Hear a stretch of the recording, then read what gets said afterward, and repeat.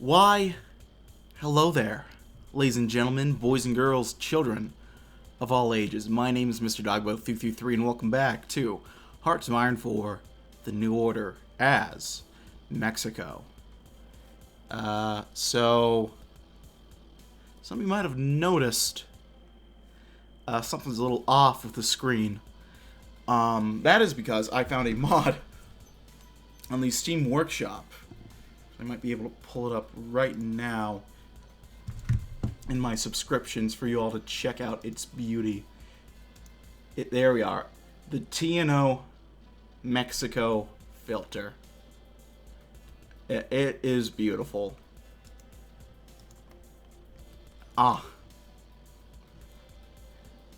Makes me miss Walter White already. So your series is going to be so long, 4 episodes or so in, and it's mid-72.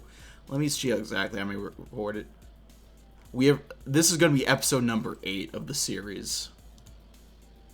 We are 8 episodes in, and we're not even a full year in. This is truly a TNO moment. Alright, so last video, what were we doing exactly? I believe we decided we were going to go ahead and line ourselves with the U.S. in order to try to get this Olympic bid figured out. And we're going to see if we can compromise on trade duties to figure something out. So, we're going to go ahead real quick. Alright, it's this one up. Hold on, there we go. We can do a new project in Mexico City. Can't quite do this yet. Could do a drainage system. That looks like it would be pretty good. We need to finish the metro. Looks like we got a couple things we gotta figure out first. INNN.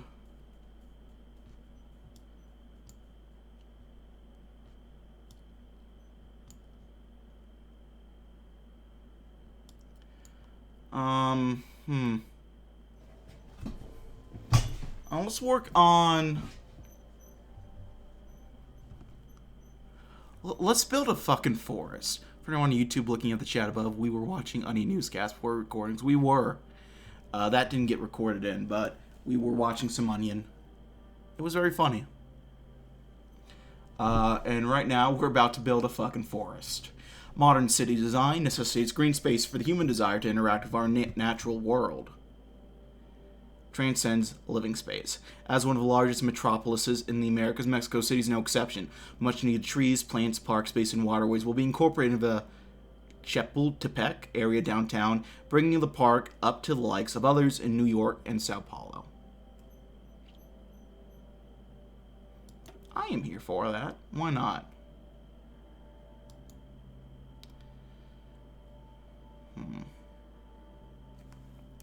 In fact, Tesla Stadium in Mexico City will affect the Olympic bid. Maybe. Did we get that built? I don't know if that's a building option, actually.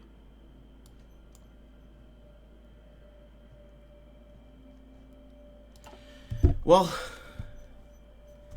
No other projects are available. It says that there is one available in Mexico City, but we'll unpause it, and there. Eventually it'll update, I'm sure. Tito in Croatia, interesting.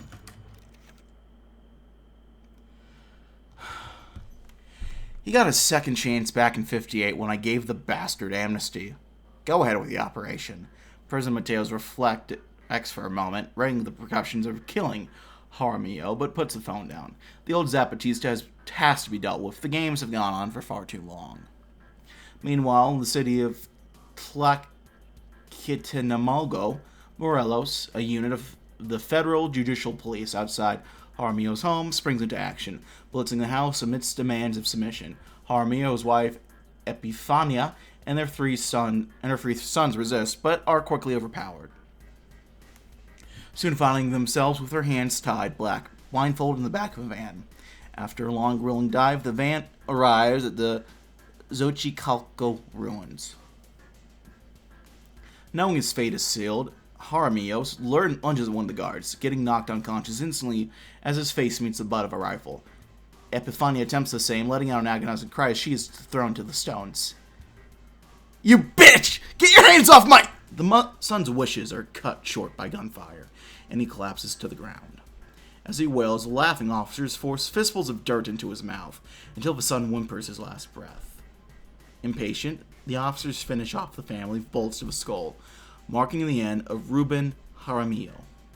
Miraculously, his daughter slipped through the raid, and with word spreading of the massacre, everyone from Pan to the communists are demanding justice. With the government ignoring the pleas, however, Jaramillo's name has become a rallying cry of the masses, joining the ranks of Guzman and Zapata in the pantheon of the working class, his message of revolution resonating with ever more dismayed workers, for the PRI has failed the revolution. The spark of struggle reignited.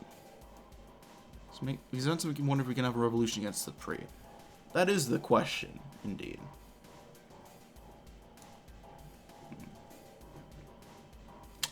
Two men died the day the Sim hanged Tavito. Tavito's corpse was found flung into his wife's garden. The other, his brother Antonio de la Maza, sat drunk in General Juan Tomas Diaz's garden 5 years later. It was a movie night. Antonio's stupor was just undisturbed by the blare of Mexican accents coming from the romantic comedy, nor by the chatter of the others. Regime insiders whose growing doubts found escape in the Oasis, one of the few in the Dominican Republic. These movie nights had been going for a while, volume rising as the whispers turned from gripes to treason. Trujillo had not measured the caliber of foe he made when he publicly shamed Diaz for the general's merciful treatment of Cuban prisoners of war. Another sip of rum entered Antonio's mouth, clouded his mind. The pang of the ulcers faded. The look of shame on his wife's face after he staggered home from another night of horrors faded. The disdain of his best friend El Turco, friend no more, for doing nothing, faded. For doing nothing. For Antonio had done nothing when they framed Tavito as a murderer and a suicide to cover up the regime's crimes. Antonio had done nothing when they brought him alone before Trujillo. Nothing when the Generalissimo's high-pitched voice said that he had no role in Tavito's death. Nothing when he had every chance to clasp the Jefe's neck in his hand and choke. Antonio felt a hand on his shoulder and turned. It was General Diaz, who, with his other extended, helped Antonio to his feet. Besides the blooming Quisqueyana stood a man from the U.S. consulate, waiting. Perhaps 3 men died that day. Well, let's go to Monterrey. Relax a little bit. This northern Mexican town, amongst the Sierra Madre Oriental, has its roots in the 16th century Spanish Empire. I think I read this one. Hold on, never mind. Let's go to Tamaulipas, which we have free to read here. I'll pause the timer. I'll let this video go for a little while longer while I read these. So start off with Reynosa. For a few years as the northern blockade squeezed the southern United States, the north of Tamaulipas seemed the world to the state of Texas. Today, the blockade is gone, and whatever issues the Americans had has been somewhat resolved. But once again, Reynosa and its nearby cities are the gateways to the world. Raw silver and coal from Coahuila to Nuevo Laredo, steel and automotive parts from Nuevo Leon to Reynosa, cotton and petrochemicals from Tamaulipas to Matamoros. All that and goods from the sphere are brought to this region, and the American cities on the other side have goods and resources of their own to fairly trade.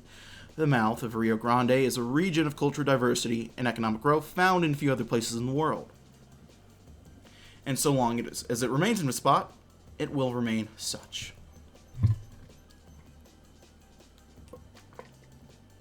Next up, Tampico. Off the coast of Tamaulipas lies one of the major cities that makes the state, Tampico. Dating back as far as the 1520s with its status as a port, it wasn't until 1823 in which it was officially sounded Santa Ana de Tampico. It was an important center of distribution for the independent Mexico, with its hosting the last great battle of the War for Independence 6 years later. It was Mexico's victory here that stopped any notion of a Spanish reconquista. Unfortunately for Tampico, fate had other plans. All growth to the city came to a screeching halt as the French occupation butchered any chance for the port city to become anything greater. So it was left there, scarred by the occupation. Decades passed before any effort was put back into Tampico. It wasn't until the turn of the century that the city had an opportunity to grow, with petroleum fueling its return. It didn't take long for it to come under threat again. A small battle took place against the United States in 1914, escalating to the American invasion of Veracruz. Then in 1920 was captured again by the forces of General Obregón, with Tampico recovering miraculously from the fighting. The city became one of the pioneers, being at the forefront of several industries such as aviation, and even hosting Mexico's first Coca-Cola plant. There we go. Finally, Ciudad Victoria, a relatively new city by Mexican standards. Ciudad Victoria, meaning Victory City, established in the 1750s as a stronghold during the ongoing conflict between the Spanish and surviving Native Americans living in the northeast of Mexico. Now the city capital of the state of Tamaulipas, the city grew steadily throughout the course of the 19th century. Unlike other cities in Mexico, the city did not see a significant decline during the Revolution and survived the conflict relatively unscathed. The recent decades have seen the city grow massively as its industry has prospered thanks to the work of the Mexican miracle. Many see the success of Ciudad Victoria as a vision of what prosperity can bring to the city, to all of Mexico, with the city being held up as a gold standard of what the country should strive to be. There we go. I need to check real quick, because it keeps telling me that I didn't get a project going. But here's the project right here. Yeah, that's what I thought.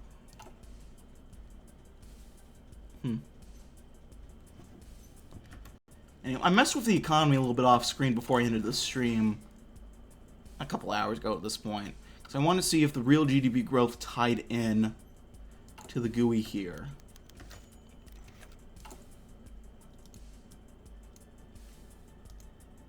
It looks like it potentially does, so. Major, might I introduce my associate, Raul Salinas Lozano. Roberto Watanabe nodded first to Salinas, then back to the Major. Licenciado, meet my dear friend, Major Shinichi Onodera. Salinas smiled warmly as he shook hands with the Japanese man before him. He had just been looking to expand his circle of contacts at the embassy. It just so happens that Watanabe was willing to play the go-between. It is a pleasure to make your acquaintance. I must confess to myself an ardent admirer of your great nation. I hope to be able to visit soon again. The pleasure is all mine. Licenciado, replied Onodera in impeccable Mexican Spanish, meeting Salinas' gaze with a polite yet subtly analytical look. I'm told that you are considered a potential presidential candidate. Tell me, how are your prospects? Hard to say. Competition is fierce, though my chances are better now than they've ever been.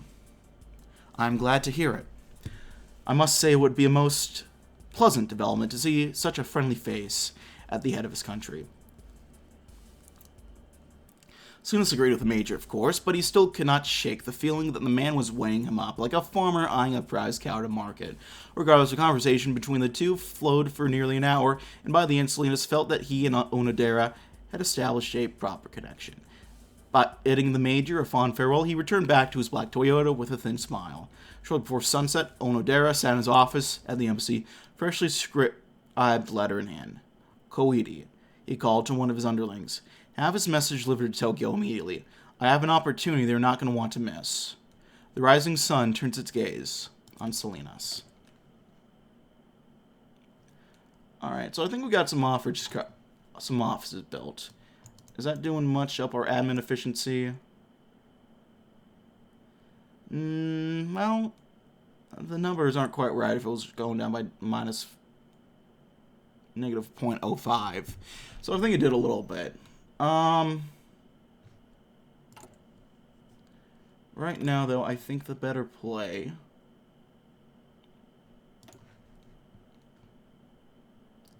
is probably going to be to start building some hospitals.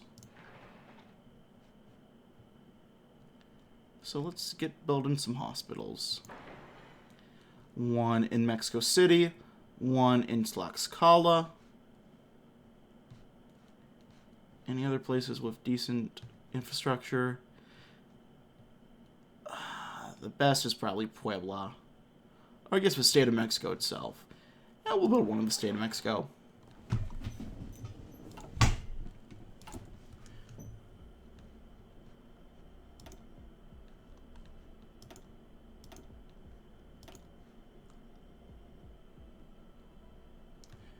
we go.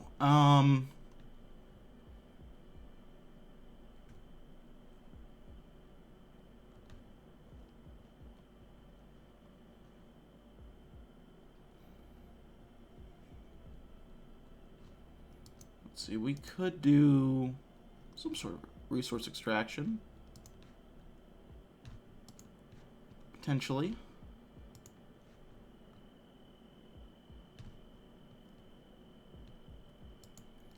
Let's do a little something to boost up action in Yucatan. Get it to slightly more active. Madrazo's eccentric guy is really hard to get as next president. Well, we'll see what luck we can get here.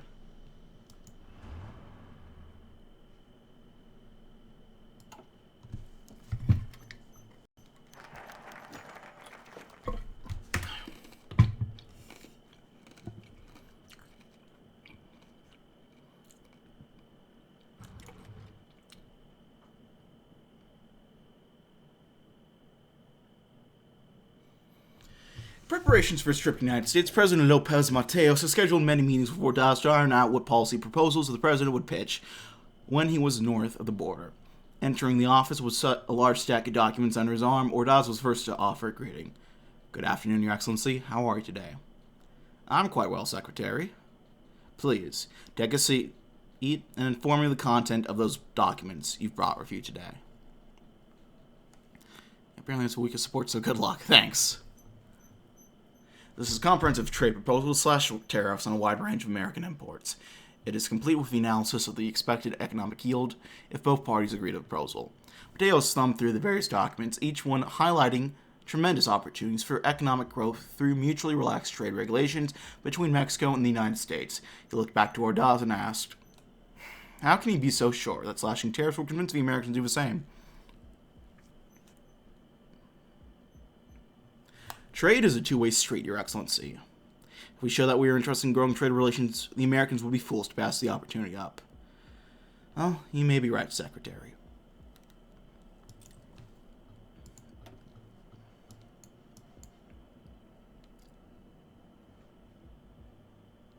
We could promote sister cities.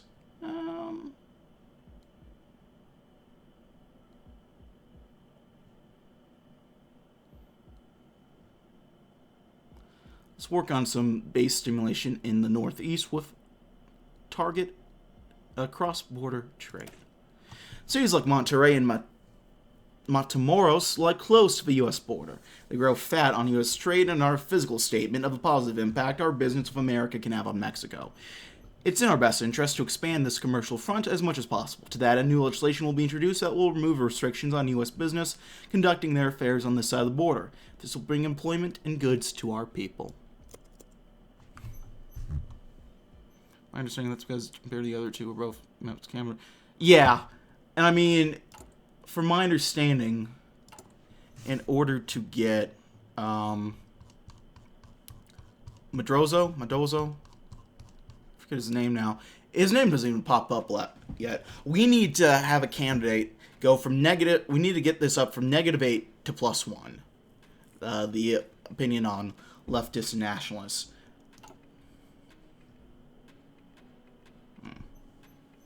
But we got this going. Trade between two eagles. With my permission, Ordaz has reduced tariffs on all American imports entering the nation. It will serve as an incentive to encourage trade between our two people. For what I've seen so far, the results have been nothing short of incredible, especially in northern states where most of the trading gets done. I'm deeply impressed with how Ordaz has managed to conduct this.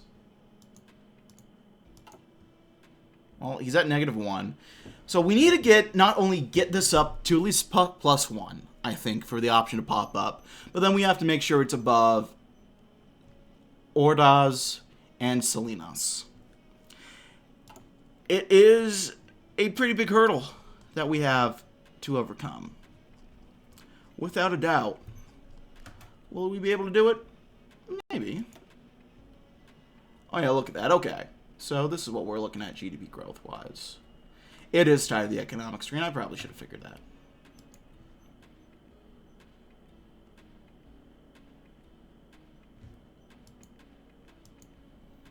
Alright, is there anything we can do to stimulate Stimulate some of the other economies.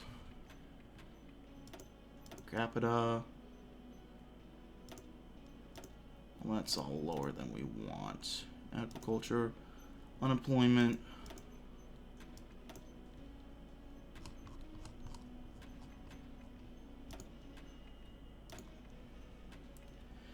I don't think we needed tourist campaigns, actually. Let's wait until we get some some agriculture going.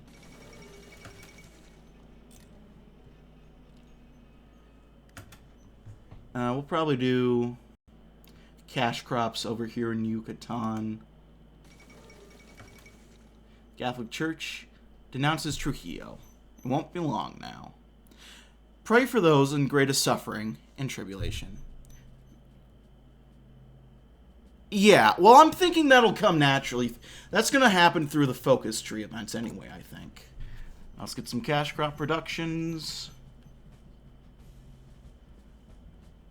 going in Yucatan. That'll add to our liquid reserves as well, which will lower our deficit a little bit. Or we could invest that into our GDP. Or our economy. That's not going to do much, though we might as well just pay off the debt with that, honestly.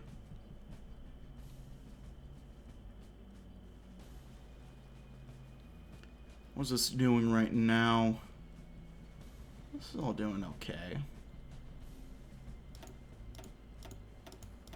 Let's lower this all a little bit more. There we go. That'll keep helping with our credit rating. And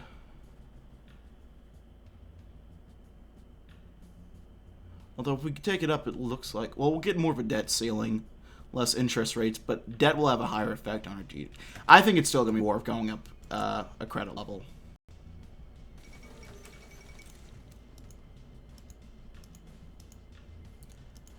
I'm going to assume it is at least. And if I'm wrong, say la vie. Fernando Gutierrez Barrios, DFS captain, met many would-be revolutionaries in his line of work. They answered his questions, and then they would not be heard from again. How special, then, to receive a message not from yet another communist or synarchist agitator, but from a true revolutionary. From Fidel Castro. The two had become acquainted in inauspicious circumstances. In '56, Gutierrez had trailed a Cuban and his guerrillas as they plotted Batista's downfall from a ranch in Mexico State. The first time Castro saw his face, Fernando was slapping handcuffs on him. But in the interrogation that followed, Castro's words had not been those of a criminal, but those of a revolutionary out to topple a Cuban Huerta, or those of a possible asset for Mexico. They came to an agreement, and Gutierrez Barrios arranged for the dissidents' release. As rebels set sail from Tuxpan to their homeland, the duo had shaken hands. The telegram, now in the same hands, carried congratulations on Gutierrez's promotion and anodyne tales of Castro's latest hunting and fishing. Their typical friendly correspondence, until the Dominican question arose. Castro argued the time was right to rid Hispaniola of its tin-pot fascist dictator. The Republic's German patrons are spread thin, and old allies like the Church are growing estranged. Abbas and his Sim are briefly shaken by the failed assassination attempt on Bosch. The June 14th urban guerrillas are swelling in strength, fueled by dissatisfaction among the Dominican youth and middle class. 3 years of Mexican and Cuban subversion efforts are now coalescing into a perfect storm. Gutierrez Barrios would alert Secretary Diaz Ordaz and the president of this temporary opportunity, along with his recommendation to take full advantage of it. He and Castro had brought down one Caribbean dictator. There's only one to go. Well, I'm not a fan of that criminality increasing, but what are you going to do?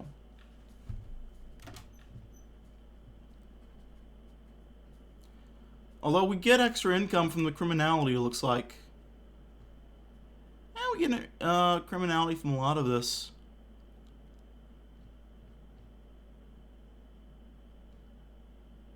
Actually, not too bad. Spectacularly relationship, though. Yeah, I could see that for sure.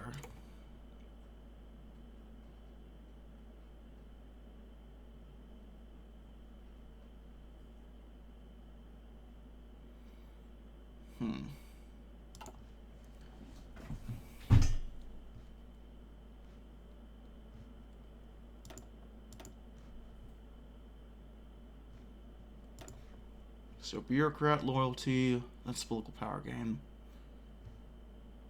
Peasantry loyalty, or industrials, I think it was. Base stimulation, right. Okay, the trade discussion between President Lopez Mateos and Secretary Diaz Ordaz had progressed past broad concepts and narrowed towards specific trade targets. What does the Olympics look like? We don't want to go too high. I think we do want to go too high is the thing, from my understanding.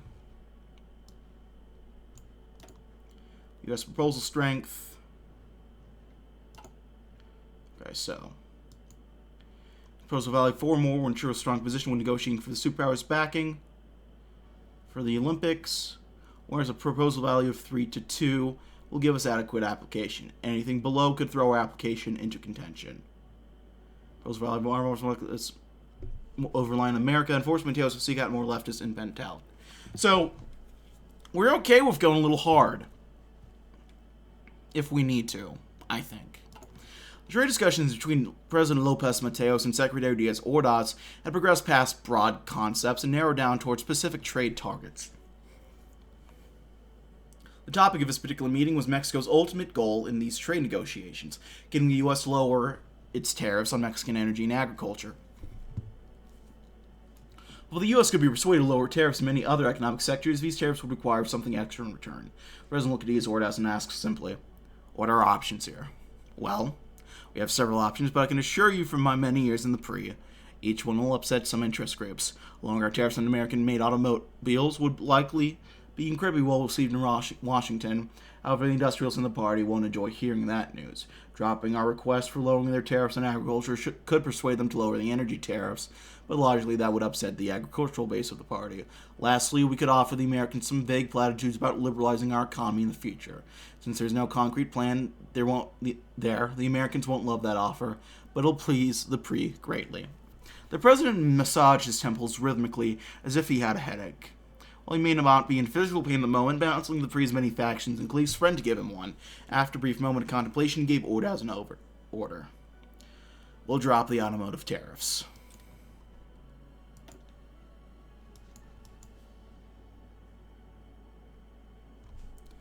Well,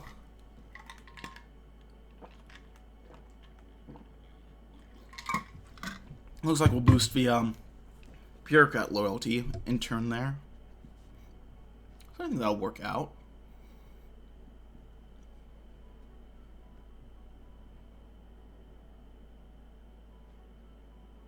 Yeah.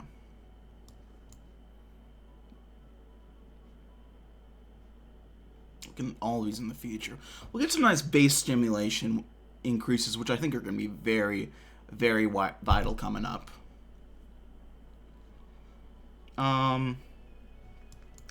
So right now, let's keep the oil flowing. They say that everything's bigger in Texas. Oh God, my timer has been paused. I don't know how long this has been going. I'll set it go off in 5 minutes. This might be a very long episode. They say everything's bigger in Texas, and for a long time the Americans relied upon the oil that their second largest state provides to them. In recent years, however, their growing demand for fuel to their industry has led them to another partner to fill their tanks: us. Half the reason they never tried to subjugate us directly is their hunger for our oil supply, which an invasion would disrupt. We can use this relationship to our advantage. By cutting export fees and offering favorable trade deals to the Americans, we can grow Mexican oil to rival Texas itself. Now the Americans grow even more dependent on us. To show them how much they need us, one thing is certain: the oil must flow. There we go. Turn off the day and night filter. I turned that on accidentally. Alright, let's get working on... Let's see, we got max buildings construction speed.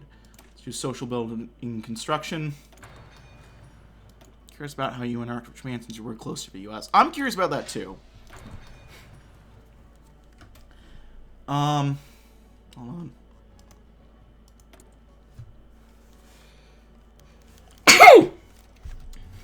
Excuse me. Oh, what is this? Let me check and see if we have any projects available. We don't. We'll compare our Japanese relations.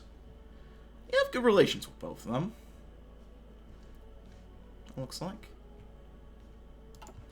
Conclusions.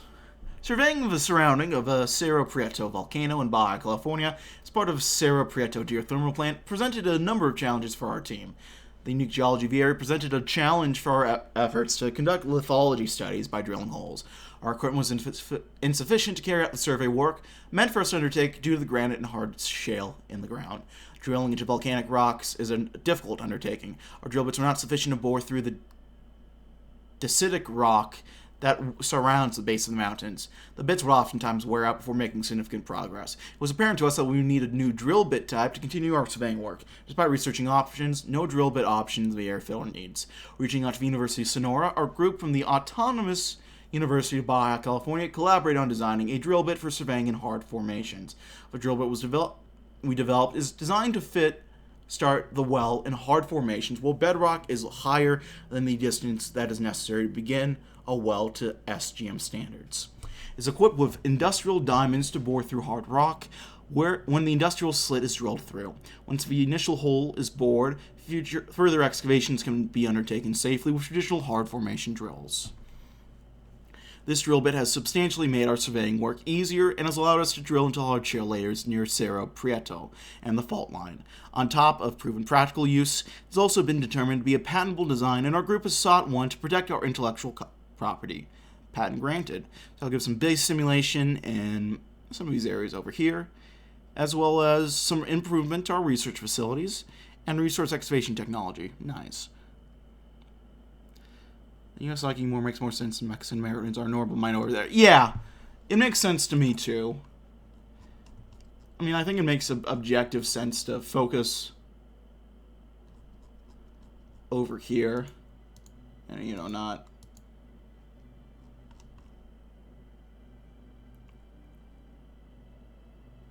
mess with any, not piss off our biggest trading partner.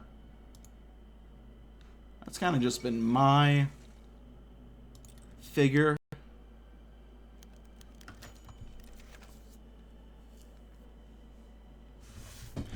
Election season was drawing to a close in Baja California. Just one more week to go. After all that work and with a great pawn victory in sight, no one would blame him for heading home early today, though Enrique as he softly closed the door behind him. Enrique smiled as he surveyed the room, now stripped bare of childish things, transformed into that of a veteran pan campaigner. A party flag, of course, that he'd proudly wave at several rallies, but also smaller, more personal items. A pamphlet, its sheeping smudged a bit from its sweaty fingers, was all that remained of the first ream he had ever passed out. He could recite every word by heart. A handwritten letter from Salvador Rosas Magallon, a titan of the pan in Baja and Enrique's personal hero, thanking him for his hard work and dedication to Mexican democracy. And lastly, a photograph, one Enrique still needed to frame, of the pan campaigners, celebrating together as the polls predicted 36% for Pacific transformation of Mexico, a number that still took his breath away. In the center of the picture, flanked by copious beer bottles and sweat-stoked friends, sat him and Sebastian, shoulder to shoulder. With massive matching grins, 2 generations of the Pan watched a bright future being born, storing up treasures in heaven and earth. Well, we'll have to see wait till next time to see how that treasure ends up turning out. I'm going to end the video here. Thanks for watching, gang. Like if you liked, dislike if you didn't. Leaving comments, feedback, down comments section below. I read all comments get, and I appreciate any feedback you have for me. Check out my various links down in the description box below. And yeah, I will see you all next time. Bye-bye, gang.